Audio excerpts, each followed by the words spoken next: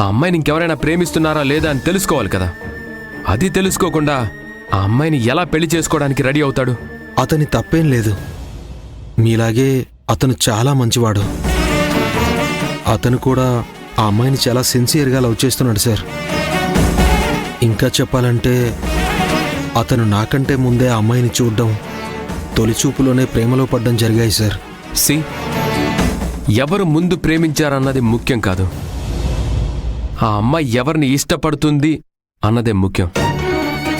ఒక అబ్బాయి ఒక అమ్మాయి మీద మనసు పారేసుకోవడానికి ఎన్నో కారణాలుంటాయి. అంత మాత్రం చేత నీ లవ్లాగా అతని లవ్ ట్రూ లవ్ అనిపించుకోకపోవచ్చు.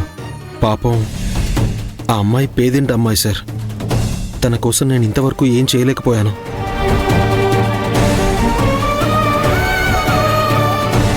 కానీ అతను అమ్మాయి కోసం చాలా సహాయం చేశాడు సార్.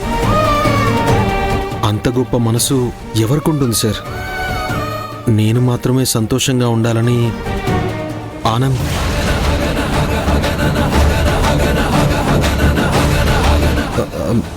అదే సార్, తనని పెళ్లి చేసుకుని నేను మాత్రమే ఆనందంగా ఉండాలనుకోవడం తప్పు కదా సార్.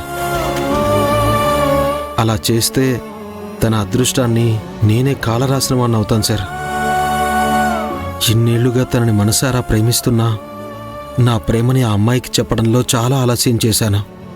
నేను అలా ఆలస్యం చేయడానికి కారణం బహుశా ఇదేనేమో అనిపిస్తోంది సార్. అయినా ఆ విషయంలో నేనేం బాధపడడం లేదు. నిజం చెప్పాలంటే చాలా సంతోషిస్తున్నాను సార్. అశ్విన్, నీకు నీ శాలరీయే ప్రాబ్లం అయితే నాతో ఒక్క మాట అడిగి నాకింత శాలరీ కావాలని నన్ను అడగచ్చు కదా. నువ్వు అడిగితే నేను ఇవ్వనా చెప్పు? శాలరీ చాలదని పవిత్రమైన ప్రేమని త్యాగం చేస్తావా?